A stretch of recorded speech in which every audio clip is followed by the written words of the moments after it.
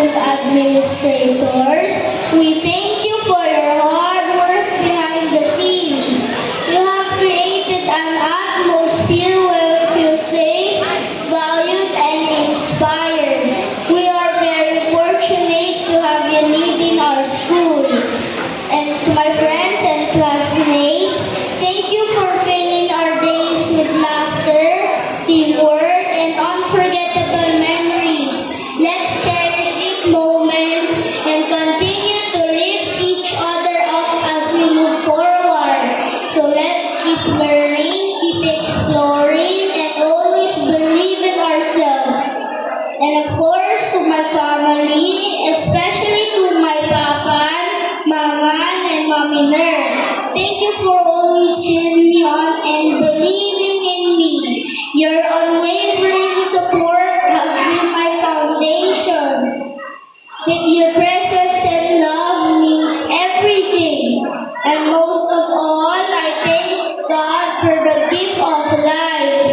Each day is an opportunity to learn and experience the beauty that surrounds me. Thank you, God and Mama Mary, for your endless love, grace, and guidance.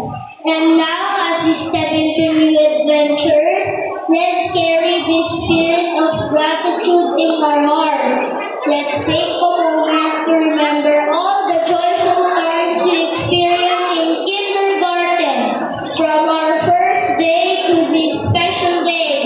Thank you all for being part of this incredible journey. Here's to the future and all the exciting possibilities that await us. Congratulations to all of us, and may God bless us always. Thank you.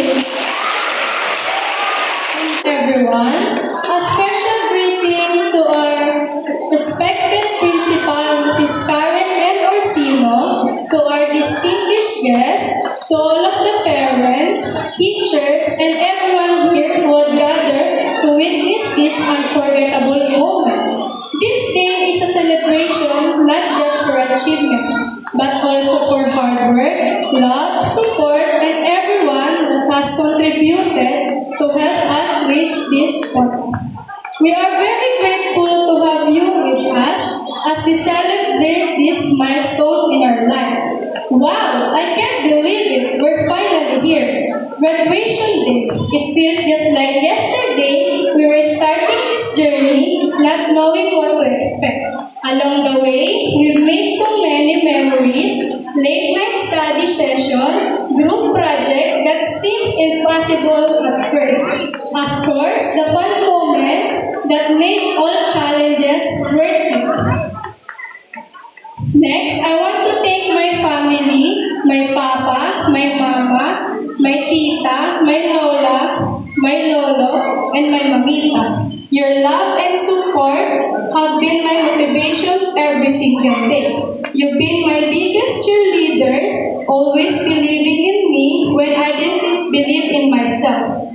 I couldn't have done this without your unwavering support. Kayo po ang aking lakas at inspirasyon. To my friends, I thank you for being by my side through all up and downs. Whether it was studying late for exam, working on projects, or just making school life fun and memorable.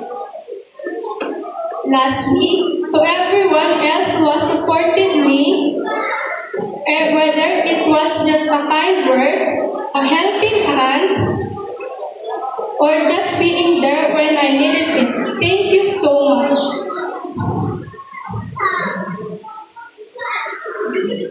As I look back on everything we've accomplished, I remember one important lesson. Ang edukasyon ang susi sa kinabukasan. It means that education is the key to the future.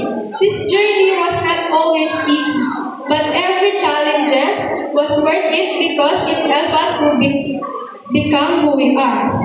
As we move forward, let's carry this lesson we've learned and try to make difference wherever we go. This is not the end but a new beginning. We are stepping into a world filled with challenges and opportunities.